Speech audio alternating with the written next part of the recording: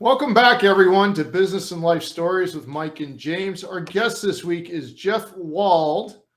So, if you ever read the book, The End of Jobs, The Rise of the On-Demand Worker and the Agile Corporation, that's Jeff's book. Also, those of you who have been in the entrepreneurial space for a while should have heard his name by now. If you haven't, well, now you have. Welcome, Jeff. Well, it is a pleasure to be here. I appreciate you guys having me on. You have quite a tremendous story. So, a couple of degrees, MBA, and several other things going on. Did you start out life to be the level of entrepreneurial genius that you are, or did you think you were going in another direction? Well, first off, I won't even address the entrepreneurial genius part. I'm going to let that slide. I'm going to let it slide. Just pretend that it's true. Without question, I did not think I would be going down this path. You know, it wasn't like I was the kid that always had a lemonade stand or a snow shoveling business or something like that. I didn't. I was a very much do what I'm told, Boy Scout, I mean, figuratively and literally. And it wasn't until much later in life that I kind of got an entrepreneurial drive to it. I guess in some ways, as much as I'd like to follow the rules and do what I was told, I'd always think, isn't there a better way to do it? And I'd explore that, but never really had an entrepreneurial drive until kind of the end of the beginning of my career. So how did you begin the ending of your career, or however that worked? Like, was this like my experience where the industry collapsed under you and everyone was scrambling, or did you have a more purposeful exit? Well, look, I started my career as an M&A banker with JP Morgan, which was amazing. And I ended up getting fired, or let go, I should say. They were doing a riff, and I got a little too big for my britches, and they let me go, which I was blown away by. I mean, all I remember about that day is every ounce of energy it took not to start crying while still on the M&A floor. I made it out of the building and then started crying. And I eventually ended up at an investment firm that I didn't really understand did a lot of early stage investing. I thought they did more late stage investing, buyouts and things like that. And so I started getting put on early stage companies and meeting with entrepreneurs. And I, at the time was 28, 29. And I would sit in these meetings and I'd just be like, oh my God, that's so cool. Oh my God, what you guys are doing is amazing. And it got to the point that my boss, after a meeting, said to me, he's like, you have to stop fawning over these people. We need to negotiate with them. And all you do the entire meeting is tell them how amazing they are. I was like, but they are amazing. And he said, if you think they're so amazing, you should go start your own thing. We'll back you. Start something. And I took half of his advice. I left and started something. But in the still too big for my britches and hubris of youth, I thought, why would I take outside people's money? This is going to be amazing. Of course I want to own 100% of it. So I'll just fund it myself. And that didn't work so good. That company failed and left me basically bankrupt. Something that I can certainly relate to, as can James. So what were some of the things that you did to help yourself get out of that hole? I mean, it's a financial hole when we're out of money, but it's more of a psychological and emotional hole. So how did you climb out?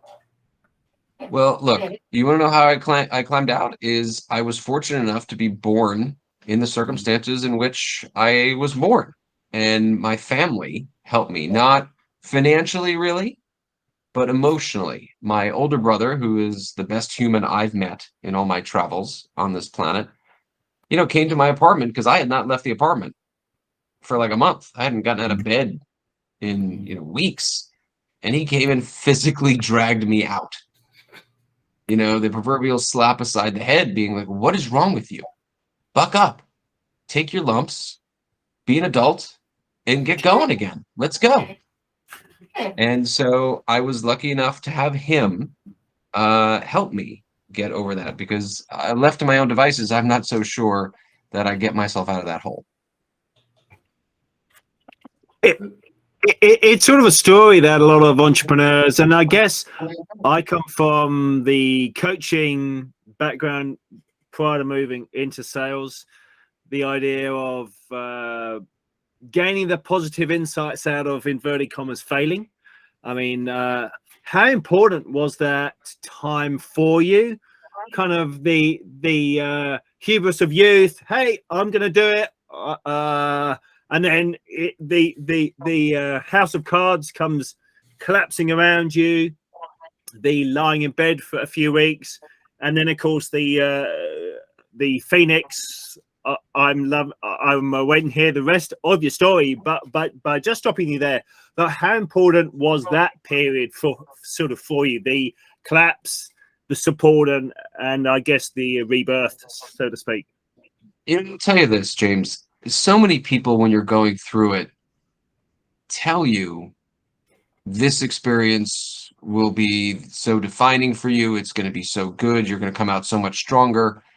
And I can 100% say for me that I could not hear that at that point.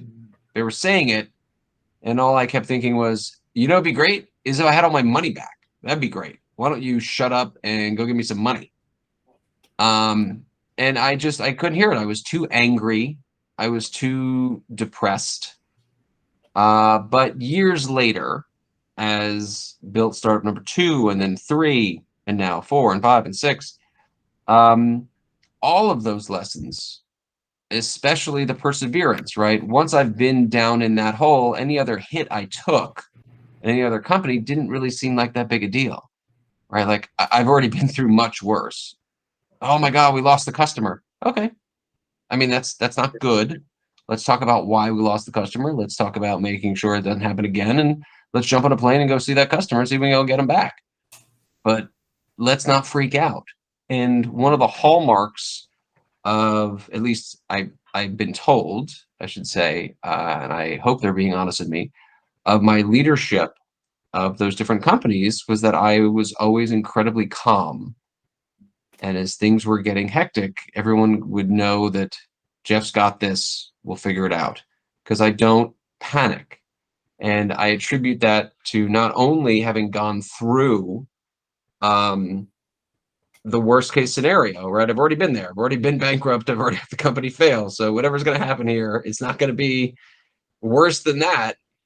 But I also have spent time in other walks of life, most specifically as a reserve officer in the NYPD, and knowing what a real job is and what real danger is, as much as I only was tangentially exposed to it, really is settling as you're going through. Oh, we lost a customer. Oh, this team member quit. Oh, this investor isn't going to invest. Okay.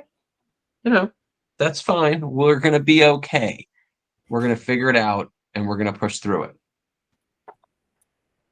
And perspective is, how important is perspective within an entrepreneurial journey? Like, is there maybe a bit of advice or anything? There was a great example of a perspective, and I always try to draw on perspective as well. But what is your take on the importance of gaining perspective and then being able to leverage or utilize or think back onto that perspective to see a way forward? Well, I'll tell you, man, like that perspective is so valuable in every aspect of our lives, right? We all have things that get us down, whether they're personal, whether they're family related, whether they're professional. And having that perspective of, oh my gosh, how lucky are we to lead the lives we lead? And so I will tell you, the thing that grounds me is I get on my knees every night, and I'm not a religious person, but I am a spiritual person, and I pray, and I just say thank you to whatever higher power is up there for everything I've been given. And so when I go about my day and there's something that requires me to persevere, I know that I can, and that I'm fortunate that I have the opportunity to do it. But one of my favorite sayings about startup land is the key to success is getting knocked down 7 times and picking yourself up 8. And there are a number of things about this that I love. First is that it's very visual. You know, you can just see the person getting knocked down again and again and again. And that's what our world's like. You will get knocked down many, many times on many fronts.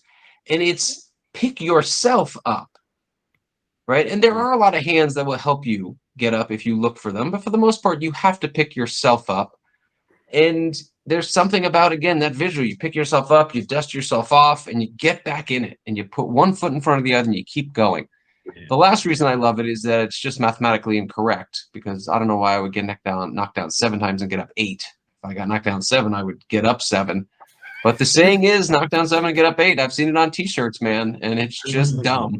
It's just dumb mathematically, but I just do love it for all those reasons. Yeah.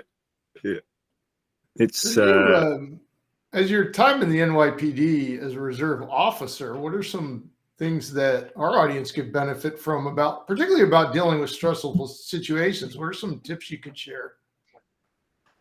You know, I used to do a column in the Huffington Post, which I think has long been deleted. And I wrote an article, what the NYPD can teach startups.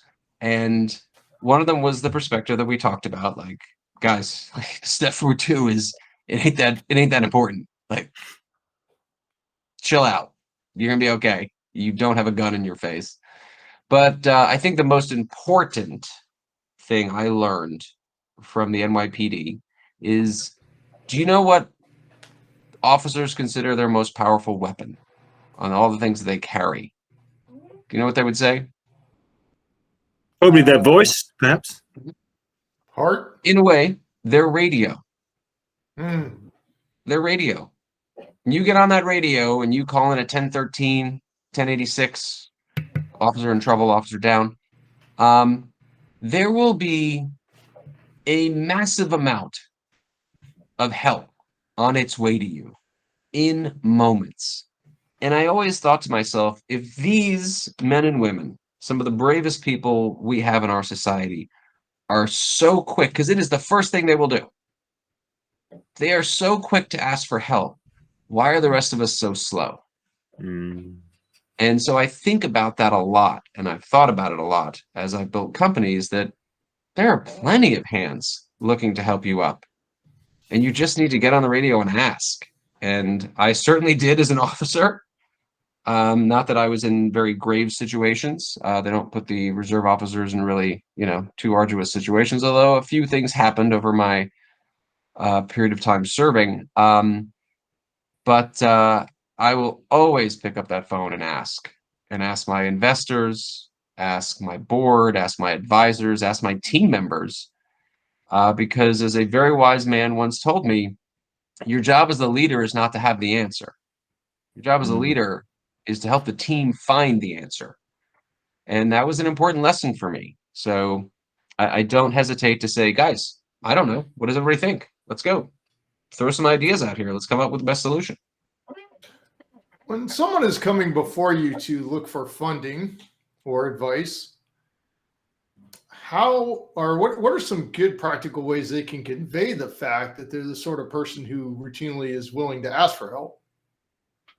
Well, I'll say this, Mike, like, if someone reaches out to me cold, there is a 0% chance that I will respond to them. 0%. I don't care what they say in their email. What do they say? What the deck says, because every now and again I look, because it might be something I'm somewhat interested in. But if you reached out cold, 0% chance I'm responding to you.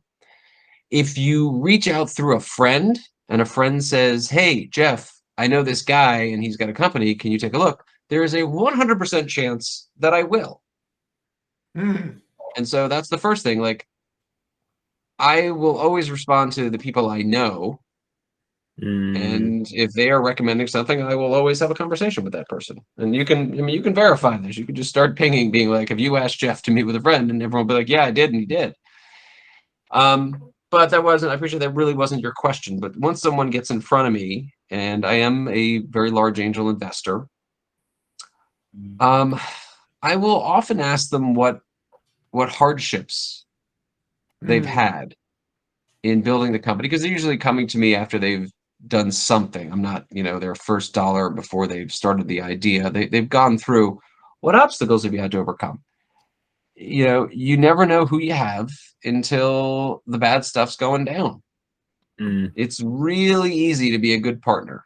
It's really easy to be a good friend. It's really easy to be a good board member, whatever, when everything's going well. Super easy. It's really super hard to be that person when the chips are down. And so how do you act and react in those situations? That's all I really care about. We have the same philosophy, but I always love to hear, like yourself, like how other people express it. It's such a powerful idea, and I'm glad that there are so many of us out there preaching this, because I remember my first few jobs, the atmosphere was, you better never ask anybody for anything. We hired you to fix it. Fortunately, it's a tough environment. Fortunately, as I got a bit out of my early 20s, I found other types of companies to go work for. Yeah. Yeah. That's a tough environment, man. I would not want to be there. I always tell my teams, like, raise your hand if you don't know, because we would always present the same board deck that we did to the board to the entire company. And, you know, we take out comp information, obviously anything like that. And I would always say, I want all you to learn, because I want you all to leave and start your own companies. And if you're an engineer and you don't know how sales works, you shouldn't be starting a company. And if you're a salesperson, you have no idea about how marketing works or how accounting and finance works, you should not be starting a company. You need that broad perspective of all these pieces work together if you're going to be an entrepreneur.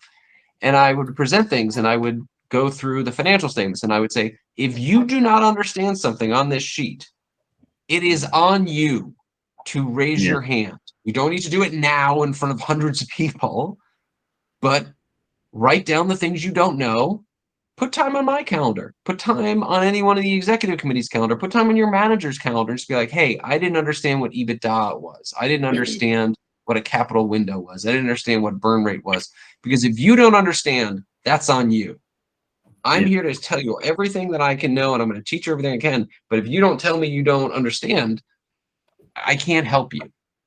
And so we tried to encourage that in all aspects of the company, but most specifically with their professional development, because I would always tell them, nobody's retiring here, right? God willing, we'll all make a lot of money, and we did, but nobody's retiring, myself included, right? I will go, and I've done other things. I wanted them all to leave and start companies, and about 15 of them did. So I'm super psyched about that. I'm an investor in most. But they had to question things. You think it takes a lot to step up and sort of question, right? I mean, that sort of comes back to the resilience and maybe having had to in the past. I don't know whether maybe our generation was encouraged to put our head above the parapet and ask the question. It's certainly a differentiator, though, isn't it? It is. And look, it is super difficult to do if you're not in an environment that is conducive to it. But when you have your executive committee meeting, and it's open to everybody, so, you know, they couldn't necessarily be in the room, but they could Zoom in. And when the founder of the company says, wait a minute, I don't understand what that word means, and is doing that time and time again, because if I don't know something, I want to know it. And when they see that example, it's certainly, I hope, encourage them to do the same whenever they didn't understand something, because I am very happy to be like, I don't know what anyone's talking about right now. And I would like to, because I'm not dumb. I just don't know that. And once you tell me it, I'll know it. So I love doing it. But I can imagine scenarios where if I'm not willing to show that I don't know something, that others would be less inclined. It reminds me of an article I read by one of the top coaches called John Mattone, and he was talking about the importance of being vulnerable Mhm. And I think I'm right in saying that he actually coached for a little while Steve Jobs. He was Right. one of Steve's mentors, and I believe that was what him and Steve covered once. He kind of ascertained, and what you've illustrated there is vulnerability is very powerful. Or what is your importance, or what do you see as the importance of vulnerability, showing the vulnerability as an example within leadership, so others can step into a place of confidence and being able to reach another level, or ask that difficult question, or even ask a simple question which they might feel silly about asking, but it's so important for them to step up and ask. 100%. This is a great question. I will tell you that when we got bought by ADP, which is my last company, Work Market, that exited, ADP brought in some leadership development people, and they were like, your teams are a mess.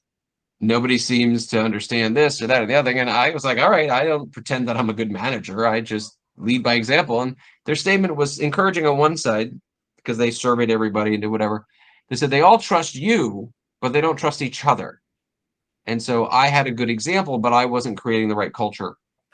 And that's no one's fault but mine, right? That rests entirely on me. And we talked about something that is Lencioni's 5 behaviors of a effective team. And it's this, nice little pyramid, and it's got trust as the foundation. If the team doesn't trust each other, it can't be functional. And the team didn't trust each other. And one of the best ways to build trust was to show vulnerability.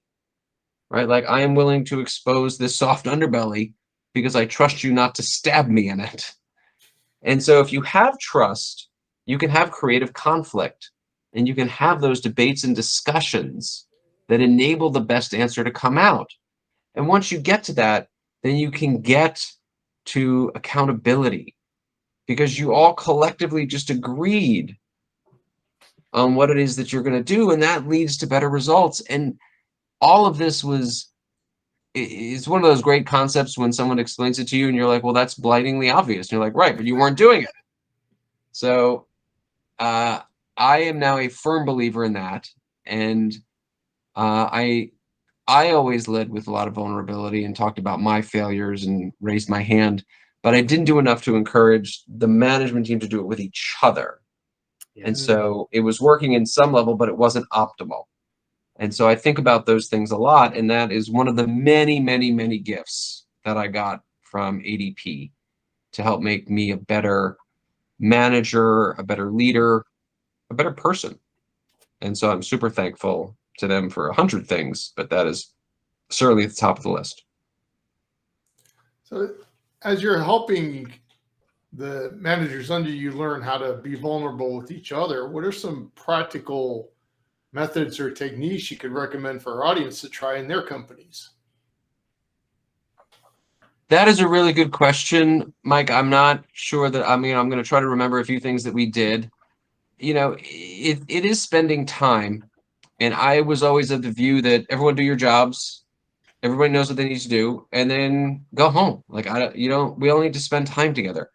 Anytime there were like dinners or things like that, I'm like, yeah, hard pass. I'm not here to hang out. Like, and I would always say to people, I'm not building a clubhouse. It's not called Fun Market. It's called Work Market. We're here to work. And people didn't love that I said that, but they wrote it up on the walls everywhere. It's not called Fun Market. It's called Work Market. And I think that maybe that was wrong. That was problem number one, is that I wasn't allowing them to spend the time together that you get to know each other and build that trust. And they all felt trust with me because I was so open, and it's just, I guess that's an easy thing for people to be comfortable with, given the way I conduct myself. But again, I wasn't creating the space they needed to do it with each other. And so, we would go out together. We got drunk together. We told stories. We did play, the games, the 2 truths and a lie, and the this and the that. And it was hokey at first. And I was like, you're not doing it right. But we all sat and shared stories about regrets, about personal failures, about hopes and dreams. And that stuff can only come, you can't force it, right? You're not going to like sit down with your entire team and be like, all right, everyone tell me your darkest secret, go. Like, that's not going to work. Nope. But after, hours and hours together, shared experiences, which I'm sure a lot of your people do, right? I just didn't.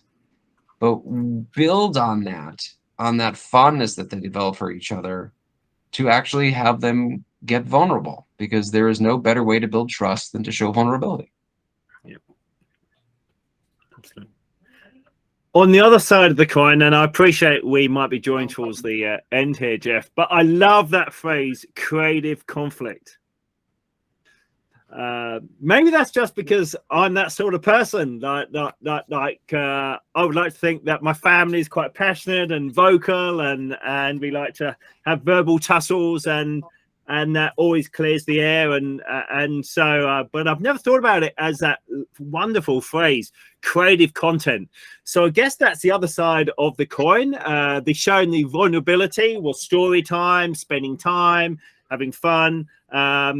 I would love to hear, how do you set up, or what would be the advice for maybe our listeners to set up a situation, maybe the other side of the coin, for creative conflict and to produce a positive outcome? I will say this. One, it does take leadership to do this, right? And I would always start and I would say, here's an idea I have. And I was very deliberate with this, right? We're going to have an ideas conversation. I would tell people, like, that is what this meeting is. It's an ideas conversation. Here's how an ideas conversation works. We're going to put an idea up on the board. It's an idea. It's not a belief I have. It's an idea. Ideas are designed to be attacked.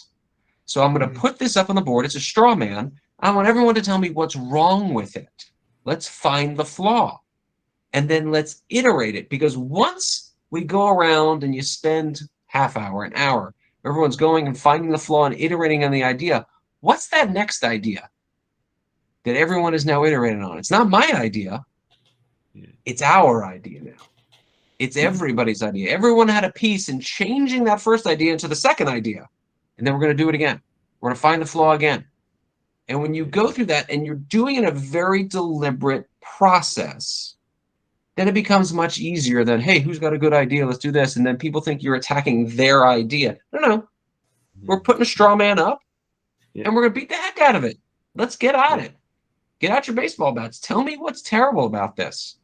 Because we all have a shared goal of ending this meeting with the best idea that we're going to then determine who is going to do what by when to go execute.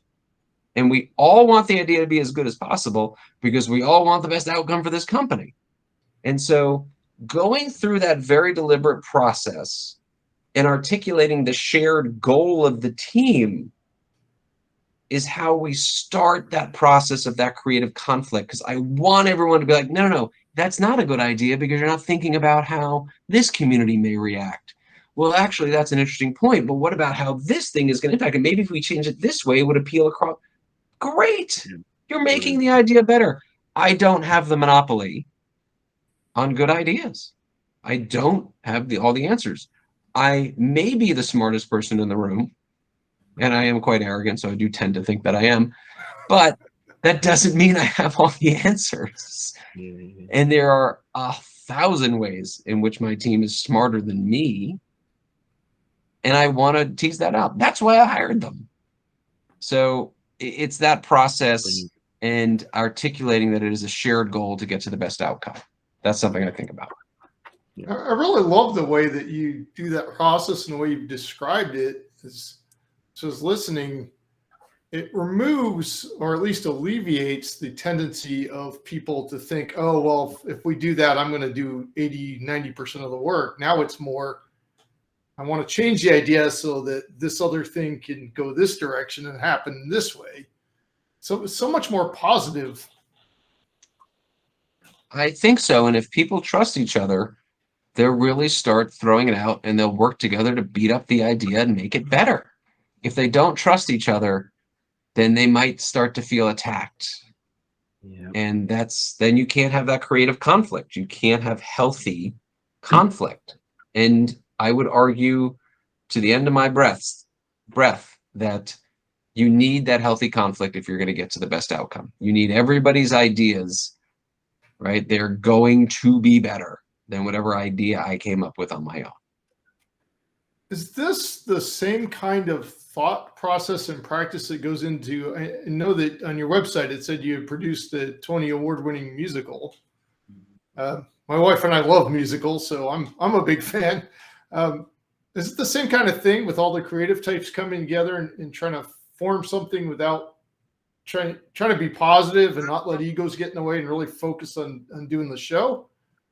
I wish, Mike, I could tell you that I have such a hand in the creative, both film and live productions that I get to be a part of. I wish I could tell you that I'm in those creative meetings and I'm helping to guide them. But my involvement is really, writing a check and being like, cool, I'll see you opening night. I mean, I actually have a film that I am writing right now where I'm going to be a screenwriter and hopefully then become a producer. And so on that film, I'll have a lot more ability for impact. But for A Gentleman's Guide to Love and Murder, which we were lucky enough to win the Tony Award for Best Musical, I wrote a check and saw them on opening night. Man, I thought I had such a great question. Yeah. I wish I could tell you it was different, but so I saw it at the same time everyone else saw it. So hopefully the movie comes out soon. That'd certainly be fun. That would be super fun. We shall see. And I would like to spend the last few minutes asking about the future of work, the future of jobs. Sure. What do you see coming? Well, I'm not sure we can cover that in just a few minutes, but I'll give you a synopsis as quick as I can. Look, if you want to make predictions about the future of work, you need to study the history of work, look at the data and how data trends have moved over time, and you need to understand how companies actually engage workers, because people tend to make very knee-jerk predictions. This new technology exists, therefore all these jobs are going to go, even though that is almost never the case. And so if we look at history, if we look at data, if we think about how companies actually engage workers and deploy capital, we can have some thoughtful predictions about remote work, around on-demand work, and most importantly, around the fourth industrial revolution, robots and AI. And we can pretty quickly conclude that remote work massively changed because of the pandemic, going from 3% of the workforce up to 8% of the workforce post-pandemic, which hopefully we are at the beginning of the post-pandemic phase. We can see that the on-demand labor force has been a large part of the labor force for a very long time. And this notion that it's new or that it's changing the labor force is just not factually accurate. And we can see from the historic patterns that the fourth industrial revolution will look a lot like the first three, where we have this freak out phase where everyone thinks jobs are going to go. We do have dislocation, but we end up, as we always do, with the three almost uninterrupted trends throughout the last 200 years, which is more jobs being created, higher standards of living, and people working fewer hours. Those are almost uninterrupted trends over the last 200 years, and I see no reason why we should think it's going to be different this time. Well, as we say in investing, it's never different this time. 5 most dangerous words in business. This time it is different. It's different. Yeah. Thank you very much for being here, Jeff. What is the best place for people to get your book? Would that be Amazon, or is there another source? It's just Amazon. I mean, You can go to Barnes and Noble, you can go to this. There are a bunch of other places, but make your life easy, just go to Amazon. All right. So we'll have a link to Jeff's website down below this video. I encourage everybody to go there, poke around, definitely read the book. Thanks for being here, Jeff. Thank you so much, Jeff. Thank you so much.